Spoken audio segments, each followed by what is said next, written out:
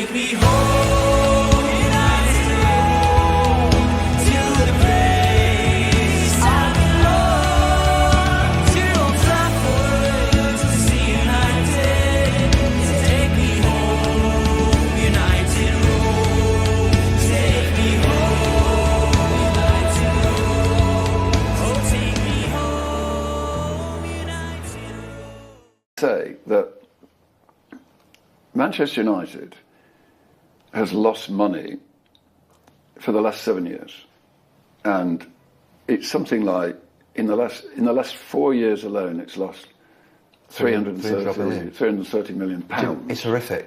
It's ናላችሁልኝ ማን ዩናይትድ ኢንፎ ተመልሷል። የሰር ጂሚ ራትክሊፍ ከዳኒ ሮን ጋር ያደረገውን ኢንተርቪው ሙሉ ላስቃኛችሁ ቃል ገብቼ ነበር። እናንተ የምታደርጓቸው ኮንዲሽኖች አስቀምጬ ነበር፣ ኮሜንት እና እንዲሁም ደግሞ ላይክ። እሱን ማድረግ ስለቻላችሁ ሙሉ ኢንተርቪውን አስቃኛችኋለሁ። ኦልሞስት 40 ደቂቃ ነው። በጣም ብዙ የለፈውበት ኢንተርቪው ነው። በጣም ቆንጆ ነው። የማንቸስተር ዩናይትድን ያለፉት ዓመታት ችግር ለመረዳት ከፈለጋችሁና አሁን የክለቡ አስተዳዳሪዎች ምን እያደረጉ እንደሆነ ለመረዳት ከፈለጋችሁ ይህን ኢንተርቪው እንዲጨርሱት ጠይቃለሁ። በጣም ብዙ ተዘጋጅተን የተዘጋጀንበት ኢንተርቪው ነው። የብሪቲሽ እንግሊዝ ስለሆነ አንዳንድ ነገሮች አስቸግረውናል። እናም ደግሞ እሳቸው በጣም ፒውር እንግሊዝ ስለሚናገሩና አንዳንድም ደግሞ ፕሮቭን ወይም አባባሎችን ስለሚጠቀሙ አባባሎቻቸውን ወደ አማርኛ ለማምጣትም ተቸግረናል። አንዳንድ የፋይናንስ ቋንቋዎችንም ተጠቅመዋል። እሱንም ሙሉ በሙሉ ለመተርጎም አስቸጋሪ ነበሩ፣ ግን ደግሞ ሞክረናል። እናንተ ይዘን መጠናል። ድጋፋችሁን ስጡን። ሙሉ ቃለ መጠይቁን ታደምጡት ዘንድ እጠይቃለሁ። በጣም ኢንተረስቲንግ የሆኑ ጉዳዮች አሉት በኢንተርቪዋቸው ላይ ከዳኒ ሮን የቢቢሲው የስፖርት ኤዲተር ጋር ያደረጉት ቆይታ ጋብዛችኋለሁ። አብራችሁን ቆዩ። ሰብስክራይብ ማድረጋችሁ ድጋፍ መስጠታችሁ አይለይ። እንዲሁም ቪዲዮን ሲጀምሩ ላይክ አድርጋችሁ ጀምሩ። ይህን ስለምታደርጉልኝ ከልብ ከልብ አመሰግናለሁ። የታላቁ የማንቸስተር ዩናይትድ ደጋፊዎች የሰር ጂሚ ራትክሊፍ ኢንተርቪው ሙሉ ይጀምራል።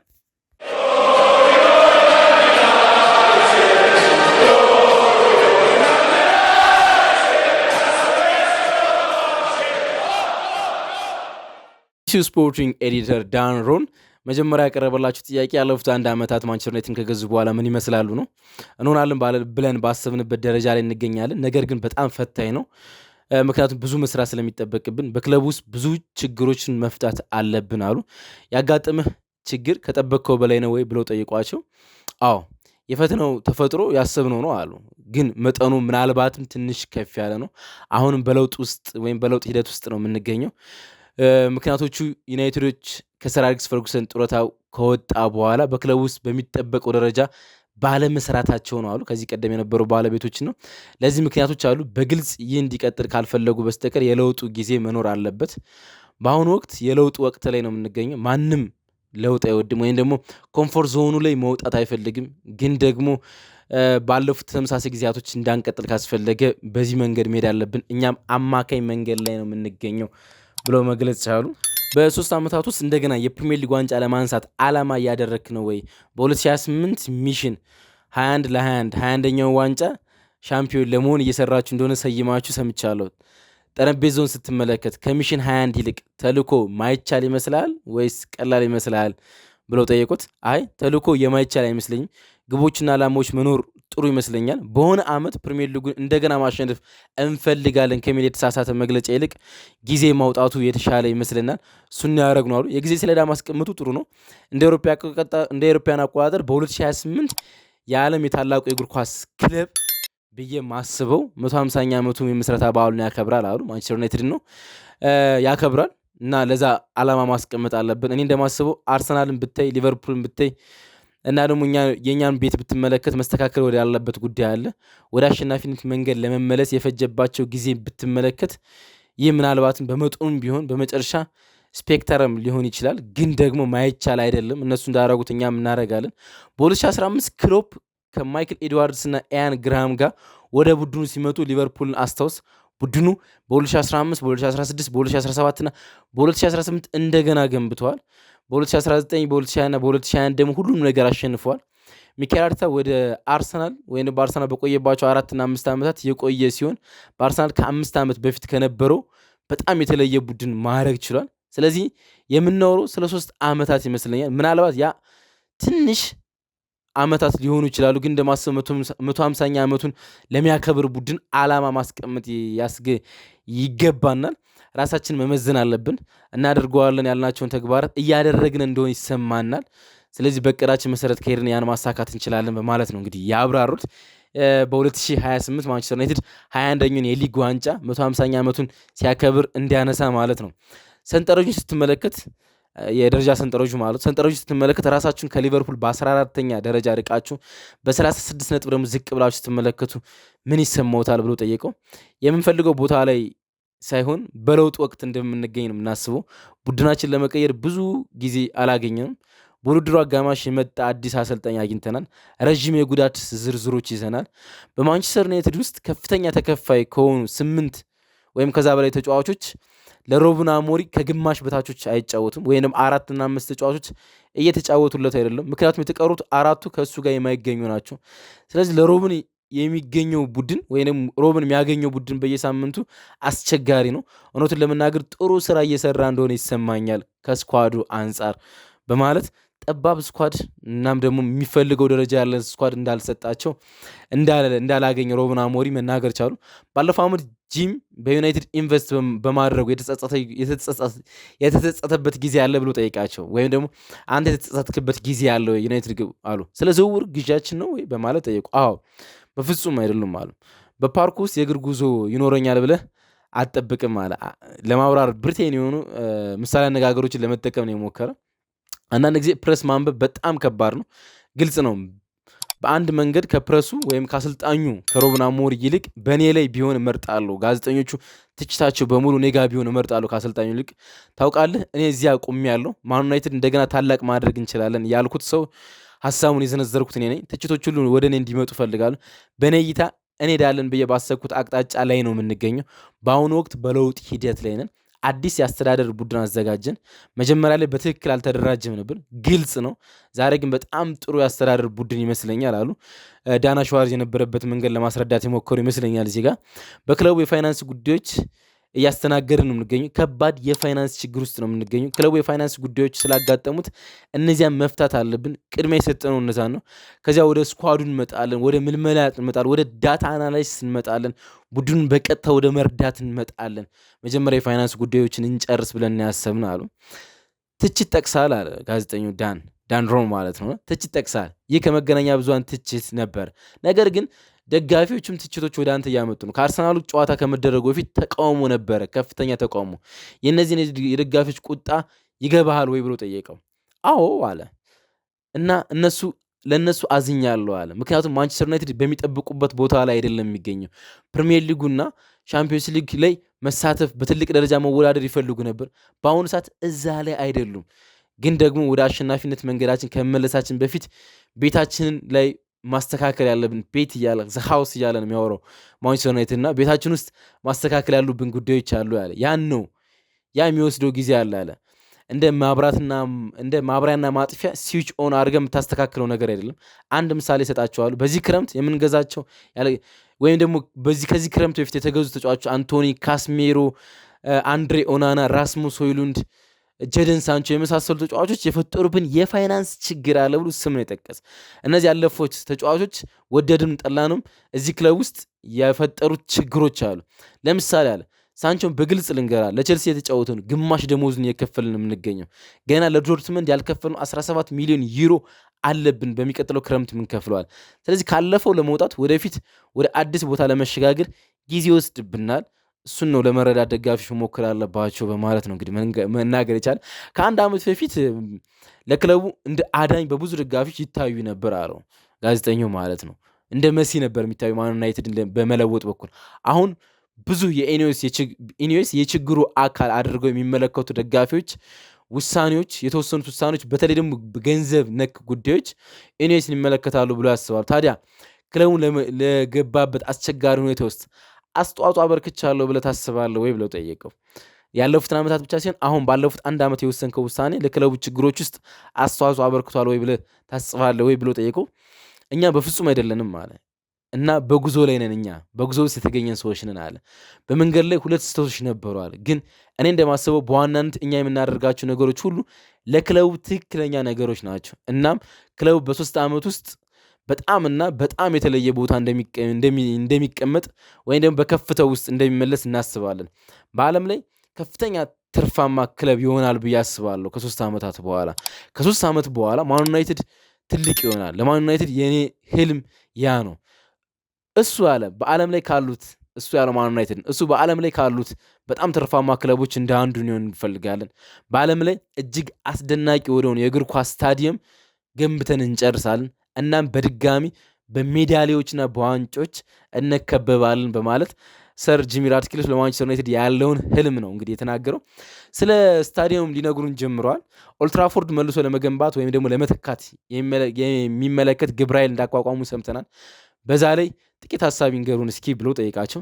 ነገ አሉ እንግዲህ ሰኞ ዕለት ቴሌቪዥን ፕሬስ ኮንፈረንስ ሰጡ። ነገ ስለዚህ ጉዳይ በሰፊው ትሰማለህ አሉት። እንግዲህ ትናንትና የማንቸስተር ዩናይትድ የስታዲየም ግንባታ ኦፊሻል አርቴክቸራሉ ተመርቋል ወይም ደግሞ ላውንች ተደርጓል። የስታዲየሙ ቅርጽ ታውቋል። የትኛው ቦታ ላይ እንደሚያርፍና በአካባቢው ስታንፎርድ ኦልትራፎርድ ባለበት አካባቢ ያሉት እድሳቶች ምን እንደሚመስሉ ትናንትና ታውቀዋልና ነገ ትሰማለን ያሉት ሰኞ ዕለት ማለት ነው። በሰፊው የምንነጋገርበት ቀን እንዳለ ግልጽ ነው። ነገር ግን 2 አማራጮች አሉን፣ በዝርዝር ተመልክተናል። መንግስት ለዩናይትድ ኪንግደም 3 ዋና ዋና የእድገት ፕሮጀክቶችን አስቀምጧል። ማንቸስተር እንደገና መወለድ ለወደፊቱ የእንግሊዝና የብሪቴን እድገት አንጸባራቂ ምሳሌ ነው። ለወደፊት እንደማስበው በአውሮፓ ውስጥ በጣም ትልቁ ፕሮጀክት እኛ ጋር ይገኛል። ሰፋ አድርገን ስናስበው እንደ አዲስ ስታዲየም እንረዳዋለን ብዬ አስባለሁ። ምክንያቱም በማደስ ፕሮጀክቶች ብቻ አይደለም ያልፈው፣ ብዙ ነገሮች እንለውጣለን። ለዳግም መወለድ ፕሮግራም እየተዘጋጀን ያለ ነው። ካልሆነ የመኖሪያ ቤት ብቻ ነው ምንቀይረው አለ ነው። አስተሳሰብ ሁሉ እንቀይራለን በማን ዩናይትድ ውስጥ ያሉት መኖሪያ ቤት ብቻ አይደለም። ግን እንደማስበው በዓለም ላይ በጣም ታዋቂ የሆነውን የእግር ኳስ ስታዲየም ከገነባን አሉ ግን ደግሞ እናደርገዋለን ብዬ አስባለሁ። በዓለም ዙሪያ ያገኘናቸው ቢሊዮን አድናቂዎችን ይስባል። ሁሉም ወደ ማንቸስተር ዩናይትድ ከ5 እና ከ7 ቢሊዮን ሊያስፈልገን ይችላል ብሎ ያሰብነውን ገንዘብ እንደገና ደግመን ማግኘት እንችላለን አሉና ስታዲየሙ ሜክ የሚያደርገው ገንዘብ ይኖራል። 5 እና 7 ቢሊዮን ብናወጣም ያን ደግመን እናገኛለን ነው ለማለት ሞክሩ። ብዙ እንደምንሰማ አውቃለሁ። ነገር ግን በአጠቃላይ ትልቁ ጥያቄ ለዚህ ኢንቨስትመንት ትከፍላለህ ወይ አሉት። ወይም ደግሞ ፋይናንስ የምታደርገው አንተ ነው ወይ አሉት። ፋይናንሱ ጉዳይ አይደለም ማለት እኔ እንደማስበው ፋይናንሻል በሆነ መልኩ ነው። ፋይናንሻል በሆነ መልኩ ብቻ አይደለም ማለት የዚያን ዝርዝር ነገር ወደፊት ብንነጋገር እመርጣለሁ። እኔ እንደማስበው የገንዘብ አቅም ይኖረናል በተለያየ መንገድ በማለት ነው እንግዲህ ለመናገር የሞከረ። ወደ ክለቡ የፋይናንስ ሁኔታ ለመመለስ ይህንን ለመረዳት ለሚፈልጉ ምን ያህል አደገኛ እንደነበር አስረዱና አሉ። የክለቡ የፋይናንስ ችግር ምን ያህል አደገኛ ነው ብሎ ጠይቃቸው። በጣም ቀላል ማትማቲካል ኢኩዌዥን ነው አለ። ከምታገኘው በላይ ካወጣ በመጨረሻ የጥፋት መንገድ ነው አሉ። ስለዚህ ላለፉት 7 የውድድር ዓመታት ይህንን ማን ዩናይትድ ሲያደርግ ነበረ። ከሚያገኘው በላይ ሲያጣ ነበር 7 ተከታታይ ዓመታት አሉ። ይህ በድምሩ 330 ሚሊዮን የሚደርስ ዕዳ እንዲመዘገብብን አድርጓል። ስለዚህ ባለፉት 4 እና 5 የውድድር ዘመናት ከክለቡ ከወጣው ቢሊዮን ገንዘብ 1/3 የሚሆነው ገንዘብ ነው መገኘት የቻለው። ባለፉት 7 ዓመታት ክለቡን ለመምራት የወጣው ወጪ ወይንም የአስተዳደር ወጪ ነው 100 ሚሊዮን ፓውንድ ያህል ከፍ ብሏል። ባለፉት 7 ዓመታት የተጫዋቾች ደሞዝ ክፍያ ወደ 100 ሚሊዮን ከፍ ብሏል። በዚህ ጊዜ ውስጥ የገቢያችን ግን መጨመር የቻለው በ100 ሚሊዮን ብቻ ነው። ያን ድምር ስትሰራ ሂሳቡ ይገማል አሉት። በየዓመቱ ገንዘብ እያጣ ከሆነ በተመሳሳይ ጊዜ ክለቡን ለማስተዳደር ወጪህን እየጨመርክ ከሆነ ገንዘብ እያጣ ክለቡን ለማስተዳደሪያ ደግሞ ወጪህን እየጨመርክ ከሆነ ነገሮች በትክክል መንገድ አይሰሩም። መጨረሻ ላይ ትወድቃለህ። እዛ ልንወድቅ ነበር የደረስነው እኛ ሊወድቅ ሲል ነው አሉ። ፒኤስአርን ለመጣስ ምን ያህል ቅርብ ነበሩ አሉ። ወይም ፕሮፊት ሰስተነብል ሬጉሌሽን ወይም የፕሪሚየር ሊግ የትርፋማነትና ቀጣይነት ደንብን ለመጣስ ምን ያህል ተቃርባችሁ ነበረ? አሁንስ ያላችሁበት መንገድ አሉ። ፒኤስአርን እንደማስበው በጣም ጥሩ መርህ ነው አሉ። እሱም በአቅምህ መኖር ነው አሉ። በመሰረቱ ያ ነው የእግር ኳስ ክለብ ግርግር እንዳይፈጥር በአቅሙ መኖር አለበት። ነገር ግን ፒኤስአር ውስጥ ብዙ ተለዋዋጭ ነገር አሉ። ሁልጊዜ እነዚያ ተለዋዋጮች ነገሮች ውስጥ አንተ ማኔጅ አታረጋቸው ማለት። ስለዚህ ለሻምፒዮንስ ሊግ ብቁ ከሆንክ 80 እስከ 100 ሚሊዮን ገቢ ታገኛለህ አሉ። ለአውሮፓ ሊግ ብቁ ከሆንክ ከ40 ሚሊዮን በላይ ገቢ ታገኛለህ አሉ። ለሁለቱም ብቁ ካልሆንክ ግን በጣም አነስተኛ ገቢ ታገኛለህ። ስለዚህ ነገሮች ተለዋዋጮች ናቸው። እነዚህን ገንዘቦች የምታገኝ ከሆነ ፒኤስአር ማኔጅ የምታደርግበት መንገድ አለ። እነዚህን ገንዘቦች ማታገኝ ከሆነ ደግሞ ሌላ መፍትሄ ማዘጋጀት አለብህ እና ይሄን አታውቀውም አትገምተውም አለ። እነዚያም በተጫዋቾች እንቅስቃሴዎች በመሳሰሉት ሌሎች ሁሉም አይነት ተለዋዋጮች ነገሮች ደግሞ አሉ። ለተጫዋች የምትከፍላቸው ነገሮች አሉ። ከፒኤስአር ጋር ተንቀሳቃሽ ክፍሎች ወይም ደግሞ ቫሪያብል የሆኑ ነገሮች አሉ። ሁልጊዜ ስቴብል ለመሆን መጣል አለብን ወይም በአማካኝ ውስጥ መገኘት አለብን። አሁን ማን ዩናይትድን በመጨረሻ ኮምፎርት ዞን ውስጥ አስገብተነዋል። ስለዚህ ለፒኤስአር እጅ አንሰጥም፣ ግን በጣም የተወሳሰበ ንግድ ውስጥ ነው ያለ ነው በማለት ነው እንግዲህ ፒኤስአር በክረምት የተጫዋቾች ዝውውር ላይ እንቅፋት እንደማይሆንባቸው ለማብራራት የሞከሩት። ደጋፊዎች ተቃውሞ ካሰሙባቸው ምክንያቶች አንዱ የትኬት ዋጋ ነው። ለምን ያን እንዳደረጋችሁ ልታብራራለን ትችላለህ ወይ ብለው ጠየቁት። በጣም ጥሩ አለ። በትኬት ዋጋ ዝርዝር ውስጥ አልገባም፣ ያ ለክለቡ አስተዳደር እንጂ በእኔ ውስጥ የሚያልፍ ጉዳይ አይደለም አሉ። ኦማር ቤሬራ ነው የሚመለከተው ነው ማለት ነው። የእኔ አይነት አጠቃላይ ትኬት ዋጋ መሪዎች ፍትሐዊና በማንቸስተር ላይ ላሉ ሰዎች ተመጣጣኝ መሆን እንዳለባቸው አስባሉ። ከ16 ዓመት በታች የሆኑና ብዙ ገንዘብ የሌላቸው አዛውንቶችን መንከባከብ እንዳለብንም አስባለሁ። ግን ደግሞ ትኬት የገቢው አንድ አካል ነው። ክለቡ ከትኬትና ከተለያዩ ሽያጮች ከቲቪ ገቢ ይቀበላል። ሁሉም ለአዳዲስ ተጫዋቾች እና ቡድኑ ምን ያህል ገንዘብ ማውጣት እንዳለብን ዋና ዋና ክፍሎችን የምንሸፍነው በዛ መንገድ ነው አሉ። ብዙ ትችቶች እየደረሰብን እንደሆነ አውቃለሁ አለ። ከጥቂት ወራት በፊት በትኬት ዋጋ ላይ በተወሰነ መንገድ ነገሮችን ለማስተካከል ሞክረናል አለ። ከ75,000 ትኬቶች ውስጥ 500 ትኬቶች ላይ ነው ሪፈንድ ወይም ደግሞ ትኬቶችን ለማስተካከል የሞከር ነው ወይም ገቢ ያደረግ ነው። 500 ትኬቶች ብቻ ነበር ያልተሸጡ፣ እነዚያ ላይ ያስተካክል።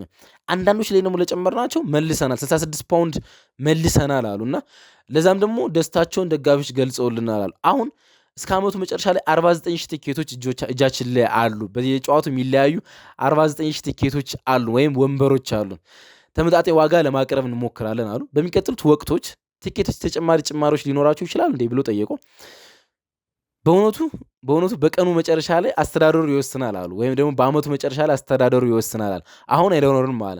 በአመቱ መጨረሻ ላይ ግን የምንወስናቸው ነገሮች ይኖራሉ አለ። በክለቡ ውስጥ አንዳንድ የፋይናንስ ጉዳዮች አሉብን። የትኬት ገቢ የገቢያችን ዋነኛው አካል ነው። ስለዚህ የትኬት ገቢ ከዋና ዋና የገቢ ምንጮች እንደ አንዱ መመልከት አለባቸው ደጋፊዎች። ስለዚህ አንዳንድ መጠነኛ የዋጋ ጭማሪዎች ይኖራሉ ብዬ አስባለሁ። ከ16 ዓመት በታች ትኬቶች ባለፈው የውድድር ዓመት ባዩት ዋጋ ለመያዝ የምንሞክርበት ይመስለኛል። አንጨምርም፣ በዛ መንገድ እንቀጥላል። ነገር ግን አስተዳደሩ ያንን መቋቋም ነበረበት። የመጨረሻ ድምዳሜዎችን ከማሳወቁ በፊት ኢንተርቪው ጠራኝ። ከጥቂት ቀናት በኋላ በሚቀጥሉ ዓመት ስለሚኖሩ የትኬት ሁኔታዎች ላይ ክለቡ መግለጫ ይሰጣል በማለት ተናገሩ። አንዳንድ ከነዚህ ጭማሪዎች ጋር የምታገኙት ገንዘብ ደጋፊዎች ላለፉት ውሳኔዎች ዋጋ እየከፈሉ እንደሆነ ያስባሉ፣ ወይም ደግሞ አሁን እየጨመሩት ያሉት የትኬት ክፍያ እናንተ ላጠፋችሁት ጥፋት ዋጋ እየከፈሉ እንደሆነ የሚያስቡት። ለዚህ ምን ይሰማዎታል ብሎ ጠይቃቸው። አስተያየቱን በደንብ ተረድቻለሁ አለ። ግን ጉዳዩ በእውነቱ እዳው ብቻ አይደለም አሉ። ጉዳዩ ከኛ ከምንለውጠው በላይ ወጪ እያወጣን ነው። እሱን ነው ሰዎች ሊረዱ የሚገቡ።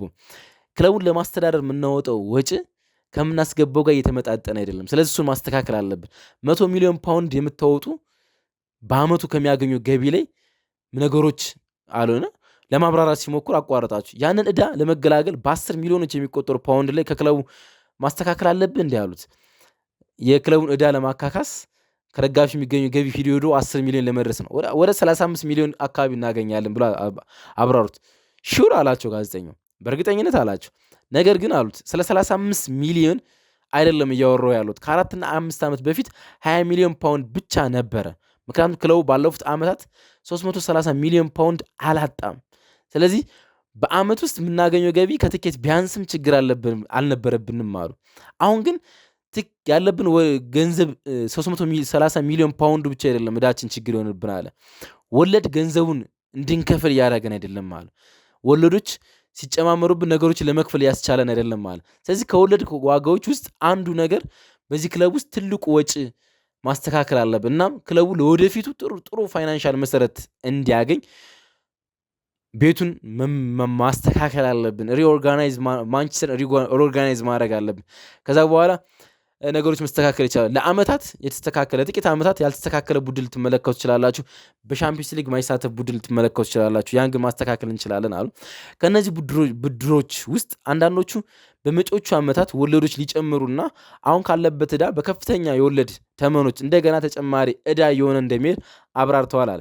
ያንን ዕዳ ለመገላገል ሂሳቡ በሚቀጥሉት አመታት አይጨምርም ወይ ብሎ ጠይቃቸው እና ዕዳ ለእሱ ዋጋ አለው አሉ። ለዕዳ ዋጋ አለው አሉ። ነገር ግን በዩናይትድ ኪንግደም ውስጥ አብዛኞቹ ክለቦች አብዛኛውን ኩባንያዎች የሆነ አይነት ዕዳ አለባቸው። ነገር ግን ክለቡ በእውነቱ ትርፍ እያተረፈ የሚቀጥል ከሆነ በሚቀጥሉት ዓመታት ውስጥ ይሆናል ብለን የምናስበውን ወይም ደግሞ በተቃራኒው እዳዎቻችን መክፈል መጀመር እንጀምራለናል። እዳዎቻችን ሪዘርቭ ሆኖ ይቆዩልናል፣ ግን እዳዎቻችን መክፈል መጀመር አለብናል። አሁን እዳዎቻችን መክፈል አልጀመርንም። እዳ ላይ እዳ እየጨመርን ነው የምንገኘው። እዳ እየከፈልን ስመጣ በከፊልም በጣም የተስተካከለ ነገር ይኖረናል። ተጨማሪ ብድሮችንም ለማግኘት እንሞክራለን ነው ያሉት። የዋጋ ጭማሪ ብቻ አይደለም ጂም አለ ጋዜጠኛው ዳኒ ኦሬን ማለት ነው። እንግዲህ አንዳንድ ማትማቲካል የሆኑ ጉዳይ ያባሩበት ጉዳይ የብሪቴን እንግሊዝ ስለሆነ አስቸጋሪ ነው እና ግራ መጋራትን ከፈጠሩ ይቅርታ ጠይቃለሁ። እና ጋዜጠኛው ዋጋ ጭማሪ ብቻ አይደለም ጂም አለ። ባለፈው ዓመት በመቶዎች የሚቆጠሩ እንደገና በድጋሚ በዚህ ዓመት በመቶዎች የሚቆጠሩ ሰራተኞችን ቀንሳቸዋል። እንደገና ደግሞ ይህን ማድረግ ለምን አስፈለግ? ምክንያቱም ብዙዎቹ የሚያጠራቀሙት ገንዘብ ለወለድ ክፍያ፣ ለተጫዋቾች ደሞዝ፣ ለፊርማዎች፣ በአስተዳደርና በአስፈጻሚዎች ዙሪያ ላይ በሚደረጉ ውሳኔዎች ላይ በወጡ የገንዘብ መጠን የተዳከመን ሂሳብ በሰራተኞች ላይ ማካካስ ተገቢ ነው ወይ ብለው ጠይቃችሁ፣ መልሱ በጣም ቀላል ነው። ቀላል የሆነው ነገር ክለቡ በገና በዓል ዙሪያ ላይ ስላልከፈልናቸው ቦነሶች፣ ስላላበላናቸው ነፃ ምሳዎች ነው እየተወራ የሚገኘዋል። ገንዘብ የት ማውጣት ይፈልጋሉ የሚለው ወሳኝ ጥያቄ ነው አለ ጂም። ክለቡን ለማስኬድ ለስራ ማስኬጃ ገንዘብ ወጪ ማድረግ ነው የሚያስፈልግ ወይስ ቡድኑን ለማደራጀት ነው ገንዘብ የሚያስፈልግ? እኛ የመረጥነው ቡድኑን ለማደራጀት ነው። ለስራ ማስኬጃ የሚወጡትን ገንዘቦች መቀነስ ፈለግናል። ዋናው ማን ዩናይትድ የሚለው ፊገር የተመሰረተው በቡድኑ ውስጥ ነው አለ። ስለዚህ ቡድኑን ለመገንባት ገንዘቦችን ማውጣት ፈለግን። ስለዚህ ለስራ ማስኬጃዎች የሚወጡ ገንዘቦች መቀነስ አለብን እና ስለ ተጨማሪ ቦነስ ምሳዎችና ስለ ስራ ማስኬጆች ማሰብ አልፈልግም፣ ቡድኑ ማስተካከል አለብኝ፣ ስለዛ ብቻ ነው ማስብ በማለት በጣም ስትሮንግ ሆኖ መመለስ ቻሉ። የውጭ ቅነሳን በተመለከተ የነፃ ምግብ ይሁን ለምሳሌ ለሰር አሌክስ ፈርጉሰን የአምባሳደርነት ሚናዎች ወይም የቀድሞ ተጫዋቾችና ከዚያም ውጭ ያሉትን ነገሮች የዩናይትድን ስም ሊያበላሹ የሚችሉ ነገሮች ላይ እየተሳተፋቸው ያለባቸው አይመስልም። እሱ ደግሞ አደጋ አይፈጥርም ወይ ብለው ጠየቃቸው። ደህና እንግዲህ አለ ለማብራራት ሲሞክሩ በጣም ጥሩ አለው ሰር ጂሚ ራትክሊፍ። በጣም ጥሩ። ዛሬ መናገር ያለብኝ ጋዜጣ ማንበብ እንደማልወድ ነው አሉ። ጋዜጣ ማንበብ በወድ የሚወጡ ትችቶችን በሙሉ አዳምጥ ነበራል፣ ግን ጋዜጣ ማንበብ አልወድም። ይህ ተወዳጅነት እንደሌለው አውቃለሁ። የምናደርገው ነገር ትክክል እንዳልሆነ አውቃለሁ። ውሳኔዎቻችን ደስ የማይሉ እንደሆነ አውቃለሁ። ነገር ግን ማንቸስተር ዩናይትድ ወደ ተረጋጋ እግር ኳስ ለመመለስ አስፈላጊውን ነገር ለማድረግ የሞከሩ ሰዎች ማንቸስተር ዩናይትድን በድጋሚ ዋንጫ ሲያነሳ ማየት ከፈለጉ ይህን ሁሉ ነገር ማድረግ እንዳለብን መረዳት አለባቸው። አስቸጋሪ ነገር ውስጥ ነው ያለ ነው። ተወዳጅነት የሌለው ነገር ነው እያደረግን ያለ ነው። ካላደረግነው በጣም ጥሩ ነገር እንደሚፈጠር አውቃለሁ። ነገር ግን ላለፉት 12 ዓመታት በሄድንበት መንገድ ነው ምንራመደው። ይህን ነገር ማናረግኩን ምርጫ ነው የተሰጠን። የትኛውን ንምረጥ ነው ዋናው ነገር። ማን ዩናይትድ ላለፉት 12 ዓመታት የሄደበት መንገድ እንዲሄድ እናድርግ ወይስ ሪያል ማድሪድ ያለበት ሪያል ማድሪድ እንደ ሪያል ማድሪድ ማን ዩናይትድ እንገንባ ወይስ እንደ ማንቸስተር ሲቲ ወይም እንደ ሊቨርፑል ማን ዩናይትድ እናድርገው? ማንቸስተር ዩናይትድ ማየት የምፈልገው እዚያ ደረጃ ላይ ነው። እዚያ ላይ እንዲደርስ ይሄን መወሰን አለብኝ። መጥፎ እንደሆነ አውቃለሁ፣ ግን ደግሞ ትክክለኛ መንገድ ላይ ነው የምንገኘው። አንዳንዶች ኤሪክ ቴን ሃግን ጠብቀህ ወይም ደግሞ ኤሪክ ቴን ሃግን እንደገና ለማቆየት 200 ሚሊዮን ፓውንድ በክረምቱ አወጣል ለማጠናቀር እሳቸውን። ከዛ በኋላ ተሰናብታል። ዳና ሸዋርዝን ለማስፈረም ሚሊዮኖችን ካሳ ከፍላል። ከዛ ደግሞ ተሰናብተው ካሳ ተከፍላል። እነዚህ በ10 ሚሊዮኖች የሚቆጠሩ ፓውንዶችን ሻ ነው ያረካቸው ያሉት። 10 ሚሊዮን ሳይሆን ያገኘ ነው ወደ 20 ሚሊዮን አካባቢ ነው ያገኘ ነው አሉ። ከጠቅላላ ለሰራተኞቹ ካልመገቧቸው ምግቦች የምሳ እና የገና በዓል ካለማክበር ጋር በተያያዘ ያገኙትን ትርፍ ወደ 20 ሚሊዮን እንደሚጠጋ ተናግሮ ምናልባት ብዙ ስራዎች መቀነስ፣ እነዚህን ጥቅማ ጥቅሞች መቀነስ፣ የትኬት ዋጋ ማሳደግ ላያስፈልጋችሁ ይችላል። እነዚህን ስህተቶች ባትሰሩ አላቸው። የዳና ሸዋርዝ እና የኤሪክ ቴን ሃግ ስንብት ካሳ ባትከፍሉ ኑሮ ጥቅማ ጥቅሞች መቀነስ፣ የትኬት ዋጋ ላይ ማስተካከል ባያስፈልጋችሁ ኑሮ ብሎ ጠይቃቸው። ኋላ በጥር ወር $300 ሚሊዮን ወደ ክለቡ አስገብቼ ነበር አሉ። ክለቡን ለመግዛት ማለት ነው ያስገቡት። ኔት $300 ሚሊዮን አስገብቻለሁ። ያ ሁሉ አልፏል፣ ያ ሁሉ ባክነዋል፣ ያ ሁሉ ጠፍቷል። 300 ሚሊዮን ለኤሪክ ቴን ሃግ ለዳና ሸዋርዝ ውሳኔዎች ሁሉ ተጠቅመናል። ለአንዳንድ ነገሮች ሁለቱም ውሳኔዎች ልክ አልነበሩም አሉ። የዳና ሸዋርዝም የኤሪክ ቴን ሃግ አንዳንድ የካሳ ሁኔታዎች እንደነበሩ አስባለሁ፣ ግን መጨረሻዎቹ የነሱ ስህተቶች ነበሩ። ያንን ተቀብያለሁ፣ ለዚያ ይቅርታ ጠይቃለሁ። ግን በቀኑ መጨረሻ በክለቡ ውስጥ ያሉትን መሰረታዊ ነገሮች በትክክል ማግኘት አለብን። እነሱ በ10 ሚሊዮኖች የሚቆጠሩ ናቸው። እየተነጋገርን ያልሆኑ ቁጥሮች በዚያ መጠን ብዙ ናቸው፣ በጣም አስፈላጊ ናቸው። በነበረባቸው 18 ወራቶች ከክለቡ የምናወጣው ወጪ ወይም ባሳለፍኳቸው 15 ወራቶች ከክለቡ የምናወጣው ወጪ 125 ሚሊዮን ፓውንድ ይሆናል። ያ ማን ዩናይትድን ከ1100 ሰራተኞች ይልቅ ወደ 700 ሰዎች ዝቅ ያደርገዋል። ቀጭን ነው ወይም ትንሽዬ ያደርገዋል። ውጤታማ ይሆናል። ታዋቂ የስፖርት ድርጅት ለመገንባት እየሞከረ ነው። ማን ዩናይትድን ወደ ነበረበት እንዲመለስ፣ ዋንጫዎች እንዲያሸንፍ ተስፋ ለማግኘት ይህን ማድረግ ነበረብን አሉ። ዳና ሸዋርዝ ሁኔታ ጠየቋቸው። ባለፈው ዓመት የካቲት ወር ውስጥ ከስራው አፈናቅላችሁና ፍሬዝ አድርጋችሁ ለ6 ወራት እንዳይሰራ አድርጋችሁ ረብጣ ገንዘቦችን አስከፍራችሁ ያመጣችሁ፣ ከዛ በኋላ አሰናብታችሁታል። ይህን ልታብራራው ትችላለህ? ያሰናብታችሁትበት ምክንያት ብሎ ጠይቀው በእኛ በኩል ስህተት ነው፣ እሱን አብራራለሁ አሉ። የምለው ሁሉ በእርግጥ ኬሚስትሪ ያለው ወይም ደግሞ ላይብራሩ የሚገባችሁ ነገሮች አሉ። ስለዚህ ወደ ዝርዝር ጉዳዮች አልጋ ስህተት ግን ፈጽመናል አሉ። ከኤሪክ ቴን ሃግ ጋርስ ከክለቡ 8ኛ ደረጃን ይዞ ካጠናቀቀ በኋላ ባለፈው የውድድር ዘመን ለውጥ ለማምጣት ፍላጎት ነበራችሁ፣ ሌሎች ደግሞ የተለየ ስሜት ነበራችሁ። እስኪ ነገሩን አብራራል፣ ለምን ቆየ? በቀኑ መጨረሻ ላይ የጋራ ስምምነት ነው እየፈጸምነው አለ። ስለዚህ ውሳኔው የምንሰጠው እኛ ተሰብስበን፣ ውሳኔው የሚወስነው እኔ ብቻ ሳልሆን ያንን የአስተዳደር ቡድን ያካተተ ነው አለ። ስለ ኤሪክ የወሰንበት ጊዜ ከተመለከቱ የአስተዳደር ቡድኑ ገና ከመዋቀሩ ነበር። ዊዝን 5 ሚኒትስ ልትሉ ትችላላችሁ አሉ። ኦማር ቤሬዳ ገና ከመምጣቱ ነበር። ጄሰን ዊልኮክስ ገና ረዥም ጊዜ አልቆየም ነበር። ስለዚህ አስተዳደር ቡድኑን ለመገንባት ጊዜ አልነበረንም እና እሳቸውን ለመገምገም ትክክለኛውን ውሳኔ ለማሳለፍ ትክክል አልነበርንም። በተጨማሪም ኤሪክ በቀድሞ የውድድር ዘመን አብሯቸው ከሰሩ ማኔጅመንቶች ጋር ወይም ያን ማኔጅመንት ለማስቀጠል ነው ደግሞ ልክ አይደለንም አለ። ያናልት እነ ኦማር ቤሬዳን፣ ጄሰን ዊልኮክስን አዲስ ማምጣት አስፈላጊ ነበር። ከኤሪክ ቴን ሃግ የነበሩ የማኔጅመንት አካሎች ከላይ የነበሩ ሰዎችን ማሰናበት ወይም ማቆየት ትክክለኛ ውሳኔ ብለን አላሰብንም አሉ። ዛሬ ሁኜ ስመለከተው በሮበንና በጄሰን ዊልኮክስ ያለው መግባባት ስመለከት ጄሰን ለሮበን ጥቂት ድጋፎችን የሰጠውና በደንብ ሮበንን ሲል ሮበን አሞሪም የተገነዘበው ይመስለኛል። በኤሪክ ቴን ሃግና በጄሰን ዊልኮክስ ግን ያን ያህል መግባባት አልነበረም ውሳኔዎችን ለመወሰን አለ። በቀደመው የውድድር ዘመን ኤሪክ እንዳሰብነው ምን ያህል እንደሰራ ምን ያህል ለመስራት እንደሞከረ ለመገምገም ጊዜዎች አልነበሩንም። ያን ውሳኔ አሳልፈናል፣ ተሳስተናል፣ እሱን አሰምርልሃለሁ አሉት። ከዓመት በፊት ሰዎች ስህተት ሲሰሩ ምንም አይጨነቁም። ነገር ግን ተመሳሳይ ስህተት ላለመስራት 2 ጊዜ ሞክሩ። እነዚህን 2 ክፍሎች ቴን ሃግና ሸዋርዝ ትቀበላቸዋለህ ወይ? በብሪቴን አባባል ውስጥ 2 ስህተት ሲሰራ በጣም ከባድ ነው። ለዚህ ወጪ ዋጋ ሲሰጥ የኢኒዌስ ውሳኔ በዩናይትድ ውስጥ ጥያቄ ውስጥ ከቶታል። ኢኒዌስን ሰዎች እንዳያምኑት አድርጓል። የምትማሩበት ይመስላል? ትማርበታለህ ይህን ስህተት ብለው ጠየቁት።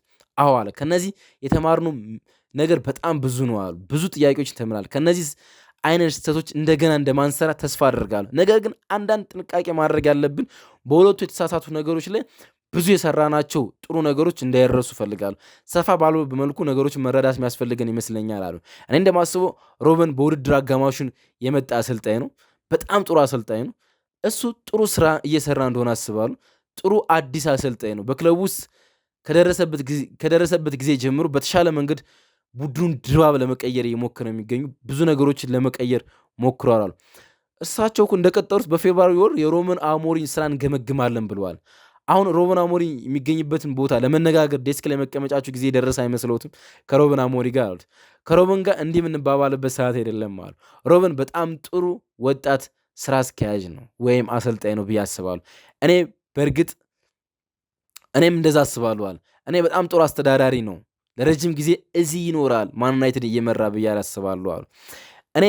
እሱ ግን በ25 ወይም ከዛ በላቁ ጨዋታዎች ውስጥ 10 ተሸንፏል። 14ኛ ደረጃ ነው የሚገኘው። ይሄ በአመታት ውስጥ በክለቡ መጥፎ ታሪክ ነው። ይህን ትቀበላለህ አሉት። በእጁ ያገኘው ቡድን ስታዩት የጉዳቱ ዝርዝሩ በዛ ያለ ነበረ። በውድድር አጋማሽ ላይ የመጣ አሰልጣኝ ነው። በአጫወት ስታይል ከተጫዋች ጋር አለመግባባት ተፈጥሯል። ሮበን ሊያደርግ የሚችለው በጨረፍታ ማየት የጀመራችሁ ይመስለኛል። አሁን ትናንትና ለምሳሌ አሉ ከአርሰናል ጋር የነበረውን ጨዋታ ትናንትና ከአርሰናል ጋር በጨረፍታ የሆነ ነገር ለመመልከት አልሞከራችሁም ላሉ ለጋዜጠኞች ከአርሰናል ጋር በተጠባባቂ ወንበር ላይ ምን ያህል ተጫዋቾች ከተጠባባቂ ወንበር ላይ ታውቃላችሁ? እስኪ ስም ትጠቅሱልኝ ትችላላችሁ? የማን ዩናይትድ ማሊያ ለብሰው የሚያውቁ ተጫዋቾች ነበሩ? ምንም ቡድን የተመታ ቡድን ለማለት ይፈልጉ ምንም የሆነ ቡድን የነበር እኛ በቡድን ውስጥ ካሉት ትክክለኛ የመጀመሪያ ቡድን ተጫዋቾች እስከ መጨረሻዎቹ 10 እና 11 ተጠባባቂዎች ውስጥ ጥሩ ቡድን ለመስራት ይሞክራል። ሮበን እጅግ በጣም ጥሩ እየሰራ ነው የሚገኘው። አሁን ግን ልንደግፈው ይገባል አሉ። ቡድኑ በትክክል ለማጠናከር እና ቡድኑ በሚፈልገው መንገድ እንዲጫወት የሚያስፈልጋቸውን ተጫዋቾች ለማግኘት በክረምት ገንዘብ ማውጣት ይኖርበታል ወይስ ይህ የሚወሰኑ በተጫዋቾች መሸጥ ላይ ነው ብለው ጠየቁት። ሁለቱም ነው አሉ። ሁለቱም ነው የሚሆኑት አሉ። በእሱ በጀት ይወሰናል አሉ። በጀቶች የሚወሰኑ በምንሸጣቸው ገንዘቦች ነው። በጀቱን ከፍ ያደርግልናል። የምንሸጣቸው ተጫዋቾች በጀታችንን ከፍ ያደርግልናል። ግን የምንገልጸው ነገር ተጫዋቾችን ለማስፈረም ዝግጁ እንደሆነ ነው። ብዙ ደጋፊዎች ኮቢ ማይኖና አሌሃንድሮ ጋርናቾ በክለቡ ውስጥ የገንዘብ አያያዝ ምክንያት ሊሸጡ እንደሆነ ተሰምቷል። እውነት ነው ያሉ? በፍጹም ነው ያሉት። ኖ በፋይናንሻል ጉዳዮች ተጫዋቾች በፍጹም አንሸጥም። የፋይናንሻል ጉዳይ እየፈታን ያለንበት መንገድ አለ። ክለቡ ወጪዎች ለመቀነስና ጠንካራ ቀልጣፋ ድርጅት ኦርጋናይዜሽን ለማድረግ የሞከርን ነው። ተጫዋቾችን በገንዘብ ምክንያት አንሸጥም። ኦማር ቤሬዳ፣ ሮበን አሞሪ፣ ጄሰን ዊልኮክስ እኔ በትንሹ መስማማት አለብን ተጫዋቾችን በመሸጥ በሜዳ ላይ ፐርፎርማንስ ያን ካረግነ በኋላ ነው በክረምት ጉዳዮች ላይ ለመወሰን ወደ ገበያ የምንወጣው በማለት ተናግሮ ሮበን ምናልባትም በታሪክ የከፋውን ዩናይትድ ቡድን ሊሆን ይችላል ብለዋል። የዚያን ጭካኔ የተሞላበት ሐቀኝነት ታመሰግናለህ ወይስ በራስ መተማመን ብለህ ታልፈዋለህ ብለው ጠየቁት። ከሮበን ጋር ለሮበን ትንሽ ማዘን አለብን። ስትሮንግ መሆን ያለብን አይመስለኝም። በውድድር ዘመኑ አጋማሽ ላይ ነው የመጣው። እንግሊዝኛ የተፈጥሮ ቋንቋ አይደለም። ወደ ፕሪሚየር ሊጉ ገብቷል። ይህም በዓለም ላይ ካሉት ከባድ ሊግ ውስጥ ነው የሚገኘው እና ተከታታይ ጉዳዮች ወደ ደረስንበት ቡድን ውስጥ ገብቷል። ሌሎች ጉዳዮች አሉ። እንደ አብዛኛው ምርጥ አሰልጣኞች ስሜታዊ ባህሪ ያለበት ማንም ፍጹም አይደለም። እኔ በቃለ መጠየቄ ስህተት እንደሰራው ነግሬያለሁ። ሮበንም ፍጹም አይደለም። እናም ልንደግፈው ይገባል። እኔ የሮበን ታላቅ ደጋፊ ነኝ ያሉት በመጨረሻ ከማርከስ ራሽፎርድ ጋር በወሰዱ ጠንካራ አቋም ምን አደረክ? የእርሶ ድጋፍ ነበረበት ሲሉ የስ የኔ ድጋፍ ነበረበት አሉ። ለምን ይህን አቋም ወሰድ ካሉ ምክንያቱም የእግር ኳስ ግጥሚያዎች ለማሸነፍ ሙሉ በሙሉ ቁርጠኝነት ያስፈልጋል። የተሟላ መልበሻ ክፍል ያስፈልጋል። 100% ያስተሳሰብ ያላቸው ለቡድኑ የሚሰጡ ተጫዋች ያስፈልጉስና ያም ማይሆን ከሆነ አንታገስም አሉ። ስለ ባህል ነው አሉት የተሰናበተ ማርከስ ራሽፎርድ። አዎ ያ የሮበን ውሳኔ ተጫዋቹ በተመሳሳይ ሳጥን ውስጥ ነው የሚለካቸው። ያን አላገኘበትም አሉ። በአስቶን ቪላ ጥሩ ነገር ሲያደርግ የተመለከት ነው። በዛ ትበሳጫለህ ወይ ብሎ ተጠየቀው። በፍጹም አለ። ተደስቻለሁ። እሱ ከማንቸስተር ዩናይትድ ወጥቷል። ምናልባትም ለእሱ ጥሩ ነገር ነው ያደረግነው። ጥሩ እየሰራ በመሆኑ በጣም ተደስቻለሁ። ማየት ጥሩ ነው፣ ምክንያቱም እሱ አስደናቂ ተሰጥኦ አለው። ግን በማንኛውም ምክንያት ላለፉት 2 የውድድር ዓመታት በማንቸስተር ዩናይትድ ውስጥ እየሰራ አልነበረም። ግን በጣም ጎበዝ ስኪል ያለው ተጫዋች እንደነበረ ማንም ይረዳል አሉ። በአውሮፓ መድረክ የመሳተፍ ተስፋ አሉ። ነገር ግን በአውሮፓ ሻምፒዮንስ ሊግ ለመመለስ የአውሮፓ ሊግ ማሸነፍ ይጠበቅባቸዋል። ዩናይትድ የአውሮፓ ሊግ ማሸነፍ ምን ያህል አስፈላጊ ነው በገንዘብስ ብለው ጠየቁት። ሐሙስ የአውሮፓ ሊግ የመጨረሻ 16ኛ ዙር 16ኛ የጥሎ ማለፍ ጨዋታ ከሶሲዳድ ጋር እናደርጋለን። ፍጹም ትልቅ ጨዋታ ነው። ልናሳንሳቸው ተጫዋቾቻችን አይገባም። በህይወት ውስጥ ምን እንደምናጋጥም ምን አይነት ዋስትናዎች እንዳሉን አናውቅም። ግን ለሮበን ሁላችንም ትልቅ ድጋፍ አለን። ለሱ ትልቅ ጨዋታ ነው ይሄ በማለት ነው እንግዲህ መናገር የቻለው። ጥቂት ነገሮች የማጣራት እድል ከሰጡኝ ወደ ሴት ቡድን ስመጣ እንደ ወንድ ቡድኑ የሴት ቡድኖች የተንከባከባችሁ እንዳልሆነ ወይም ደግሞ እያያዛችሁ እንዳልሆነ ሰምተናል። ይህን ይገለጹልኝ አሉ። ይሄ ፍትሐዊነት የጎደለው አገላለጽ ነው አሉ። ጥቂት ማብራሪያ ለስጣለ መጀመሪያ ላይ የተናገርኩት ዋናው ትኩረቴ በወንዶች ቡድን ላይ ነው መገንባት እንፈልገው። መጀመሪያ የተናገርኩት እሱ ነው። 650 ሚሊዮን ፓውንድ ገቢያችን ከወንዶች ነው። 10 ሚሊዮን ፓውንድ ብቻ ከሴቶች እናገኛለናል። ስለዚህ ስለ ወንዶች ቡድን እናስባል። እኔ የንግድ ልምድና በእኔ የንግድ ልምድ ከማተኮረው በፊት በትልልቅ ጉዳዮች በእኔ የንግድ ልምድ ከትንሽ ጉዳዮች ይልቅ ማተኮረው በትልልቅ ጉዳዮች ነው። ነገር ግን ያ ማለት የሴቶችን ቡድን ችላ ያለው ነው ማለት አይደለም። በሊጉ 2ኛ ደረጃ ተቀምጠዋል። እሱን እስካን እናደርጋለን።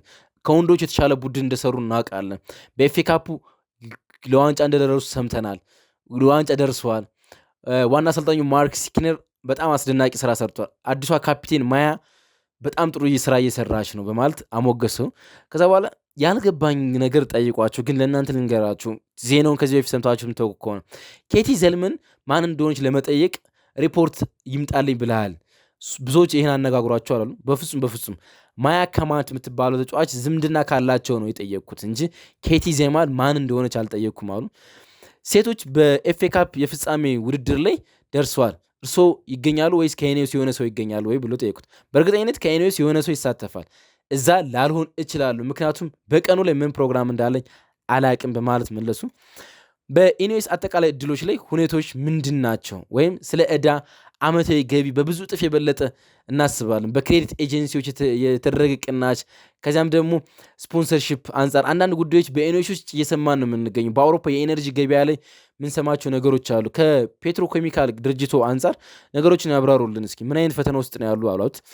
ኢኒዌስ ዛሬ ላይ ጥሩ ቦታ ላይ አይደለም። ነገር ግን ከ3 እና ከ4 ዓመታት በፊት እንደነበረው መንገድ ላይ አይደለም የሚገኘው። አውሮፓ ላይ ለኢንዱስትሪ ኩባንያዎች የንግድ ስራ ለመስራት በጣም አስቸጋሪ ጊዜ ሆናለች። ምክንያቱም በአሁኑ ጊዜ በአውሮፓ ውስጥ የኃይል ዋጋ በ5 እጥፍ ከፍ ብሏል። ይህም የእኛን የውድድር እና በአውሮፓ ውስጥ ከፍተኛ መጠን ያለው የካርበን ታክስ እንድንከፍል ሆኖብናል።